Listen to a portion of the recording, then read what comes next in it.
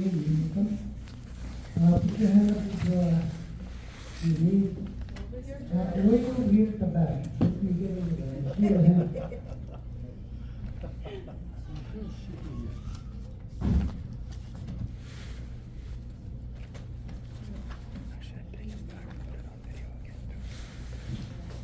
I know the date of ratification to completion. Is that gonna be like a year, 3 years? As far as enacting, if you were to approve it, so your vote date is on the 8th. If you were to vote yes for that, then that would become law on that date. And if you were to vote no, then the existing law is carried on.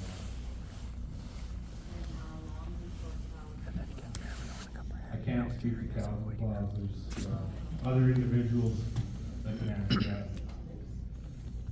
When the tax code imposed asking, then, what he presented, that is where you ask a question. Did somebody have the hand up? I did. Oh, way at the back over here.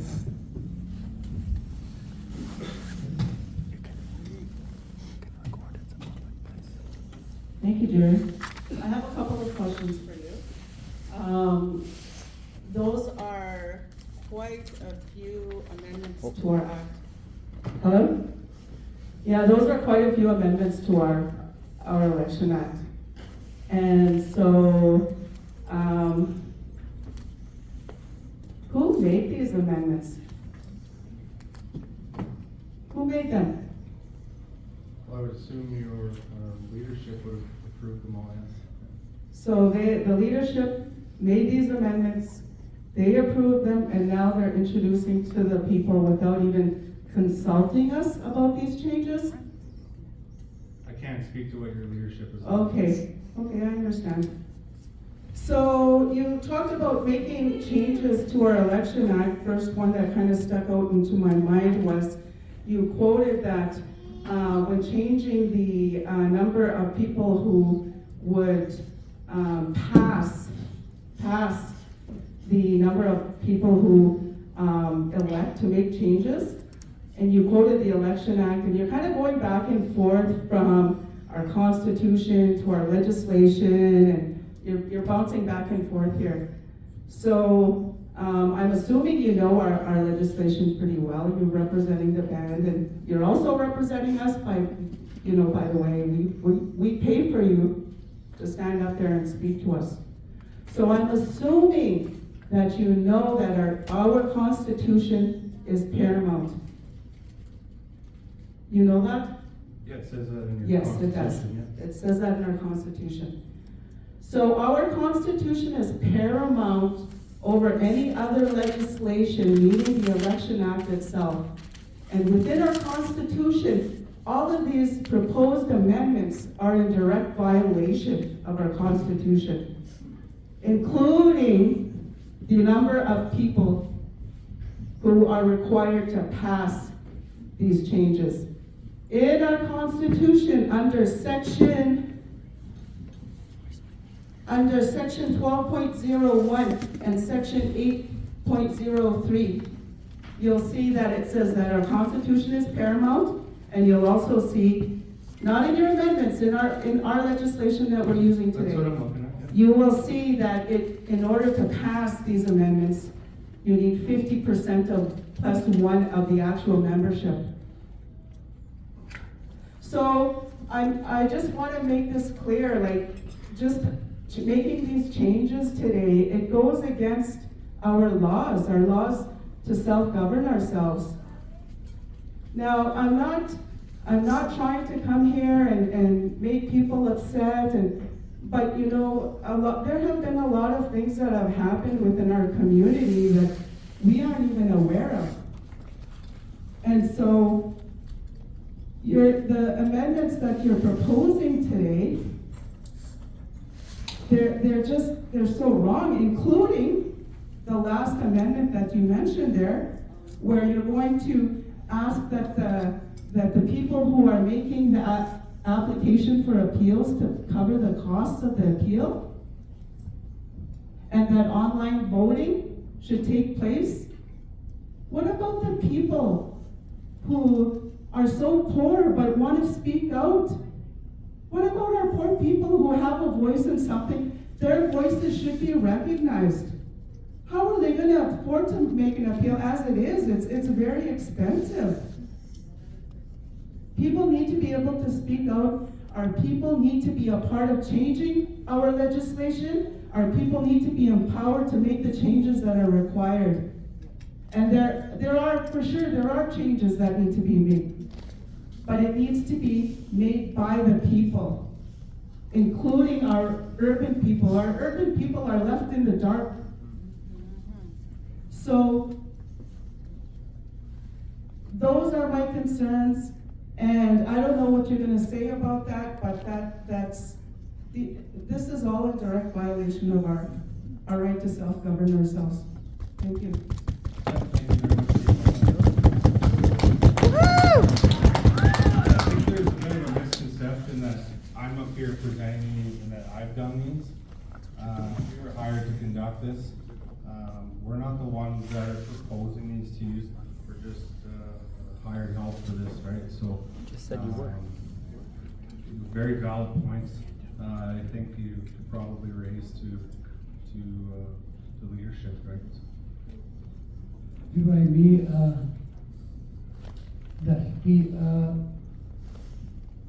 when you went through the majority, could you that was one of the questions.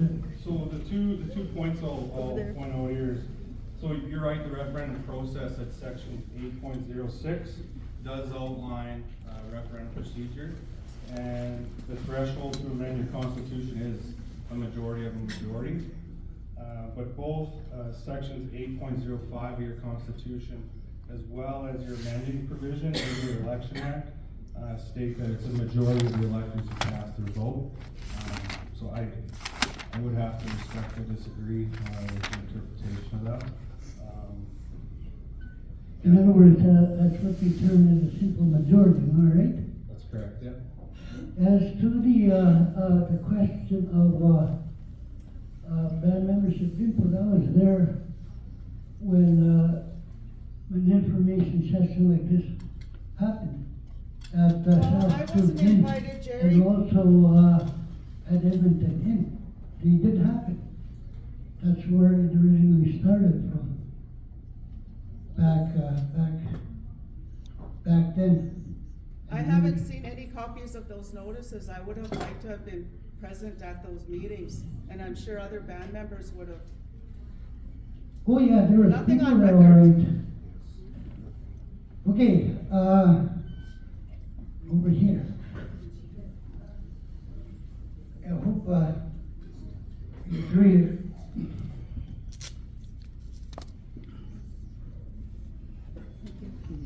Thank you. Good afternoon, everybody. My name is Julia Angus, and I want to read specifically from the Constitution.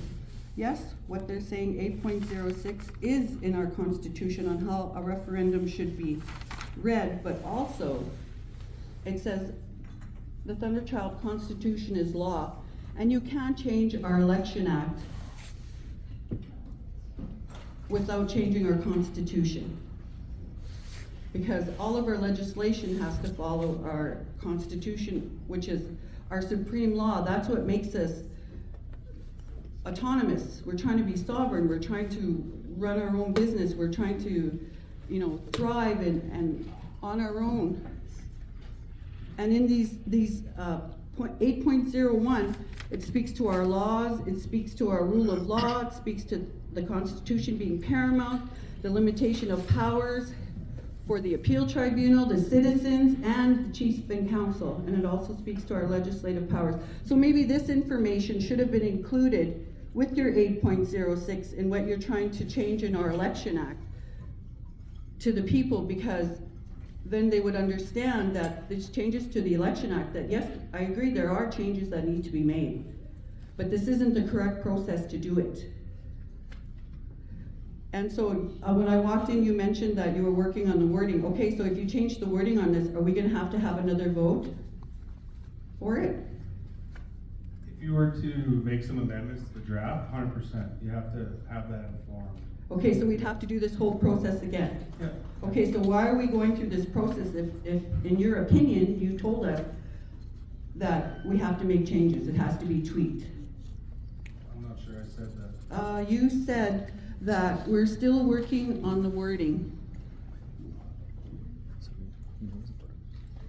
To be quite honest, I'm not sure that I said that, I'm not sure that. Well, understand that's your what I thought. heard. Is that what I you get that guys you're heard? trying to sabotage me here. No, It's- I'm just that's asking fair. you. I'm It's just fine. asking you. Yeah. What you said when I walked in, I'm asking for clarification. Well, I'm not trying to be I don't rude. recall saying that. Okay, all right. I just wanted to make that point. Yeah, no, thank you very much. Yeah, okay, anybody else, right here? Can you please get to the point and don't ramble on and on and on? I won't ramble, Jerry, don't worry about it. St. the Jerry Springer Show. So, in your legal opinion as a lawyer,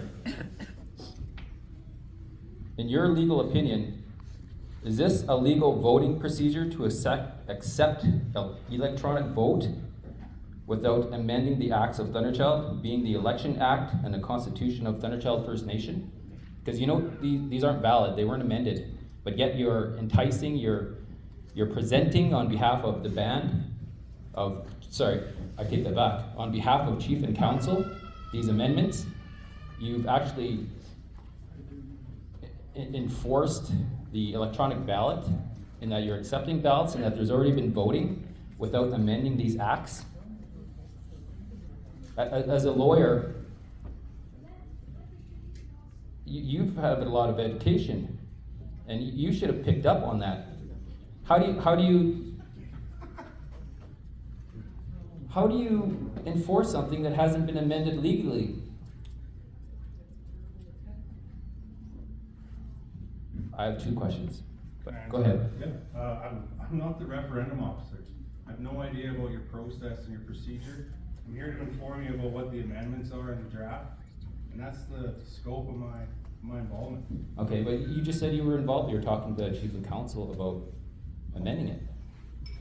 Yeah, that's where my instructions came from. Yeah. Okay, so you're not involved because you should have read them and understood them. I'm sorry. I'm having trouble following you. It's Okay. not making a whole lot of sense, so Okay, I'll that's have to okay. just decline to answer that, yeah. Okay, no problem. So in your legal opinion, is it acceptable to vote without providing all information to the band members? As you stated, there was a page missing from the mail-out packages. Because you stated that, oh, this wasn't included in your package. What was? So as a lawyer, let's say you're in criminal code procedures and you don't get full disclosure, that's it, the charge is done. So how can you enforce something without giving us proper disclosure, without giving us a document? I'm not gonna opine on the procedure, because I'm not involved in that, so it'd be But- unfair for me to give you an opinion on something I don't know anything about or I'm involved in. Then why are you presenting it? Because I'm the one who has a copy of this with respect to the amended changes. You need to provide information in order to have an informed vote. So that's the extent of our engagement here. Okay, thank you. Thank you. Maybe read the Constitution and the Acts. Thank you. Oh, thanks very much for your comments. Okay, there's a hand up across the room over here. I see it. Oh, by the way, as I'm doing this, I'm not gonna stand up here and be ridiculed. I just want to make that clear. Well, I'm not rambling. They're questions, legitimate questions. I don't have a question, I have a comment. I ask that you please don't videotape me at this time. I'm not comfortable being on, there's very hardly any pictures of me during my whole life, so please don't record me or don't videotape me. I respectfully ask you. Let's make it Please audio. don't record my voice. I beg, please don't respectfully ask that not record me on. My name is Doreen. I've been a vendor of Thunderchild for almost 30 years now. And I know about, I don't know the exact election, but I want to say like 3 elections ago, our entire band council election was all electronic vote. And there was a problem at that time of that being legal. And it held, and there was no, appeals at that time, I don't believe either. And I know there's many band members in this room right now, that voted at that time, and it was all electronic. So I don't know what the concern is now. Our current election doesn't say that you cannot have an electronic ballot. It just says you just have a ballot. So that's my comment. We've done it before, it's not our first time doing, an electronic vote. And previously, we had an entire, election where a chief and the band councils were all elected, and it was all electronic. Then we can challenge it. I believe it was,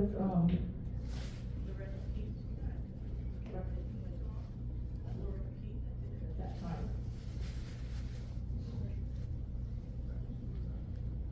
What? Can you just repeat that, Jenny? Sorry. The whole Yeah, thing? yeah. Can't hear the whole thing. I was just saying, that it was Loretta Pete that did that election at that time. She came to our First Nation and she had an electronic, voting, and that was for an entire chief and council.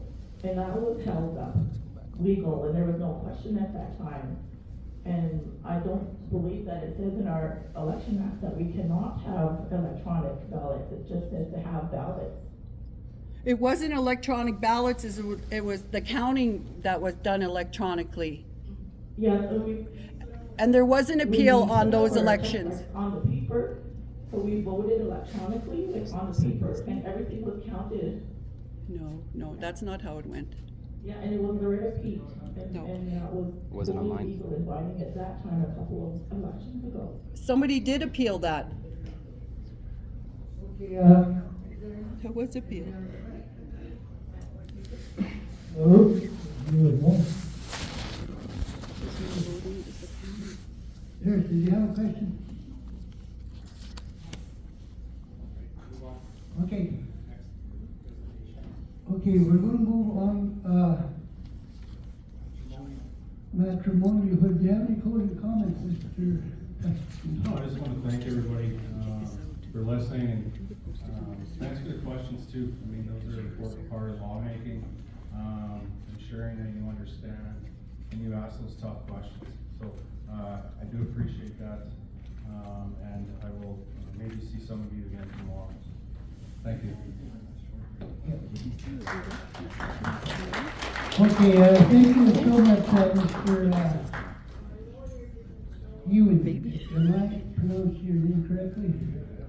Okay, we're gonna take a short break here, and then following, we'll do the matrimonial.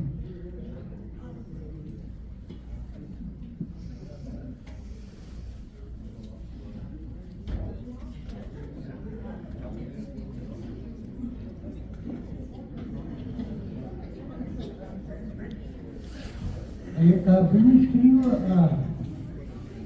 say a prayer plus the food? And then we could,